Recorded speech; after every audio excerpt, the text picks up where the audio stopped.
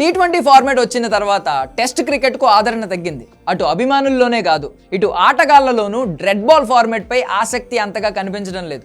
ఎందుకంటే టెస్టుల్లో ఆడడం అంత సులభం కాదు. T20స్లో లాగా వచ్చిన వెంటనే 4 భారీ షాట్లు బాదేసి వెళ్ళిపోదామంటే కుదరదు. టెస్టుల్లో ఆడాలంటే ఎంతో ఓపికగా ఉండాలి. అసలు ఏ బ్యాటర్ సత్తా ఏంటి అనేది బయటకు వచ్చేది టెస్ట్ ఫార్మాట్తోనే. ఎందుకంటే పరిస్థితులకు తగ్గట్టు నిలకడగా సుదీర్ఘ ఇన్నింగ్స్లో ఆడాల్సి వస్తుంది. ఇక్కడ ప్రస్తుత యువ క్రికెటర్లలో ఇలాంటి ఆట తీరు అంతగా కనిపించడం లేదు. అయితే చెన్నై వేదికగా బంగ్లాదేశ్తో తొలి టెస్టులో రిషబ్ పంత్, శుభ్మన్ గిల్ టెస్టుల్లో ఎలా బ్యాటింగ్ చేయాలో ఆడి చూపించారు. 67 పరుగులకే 3 కీలక వికెట్లు కోల్పోయిన దశలో క్రీజ్లోకి వచ్చిన వీరిద్దరూ మూడో రోజు ఆట అదరగొడేశారు. పరిస్థితులకు తగ్గట్టే ఆడుతూ భారీ ఆధిక్యాన్ని అందించారు.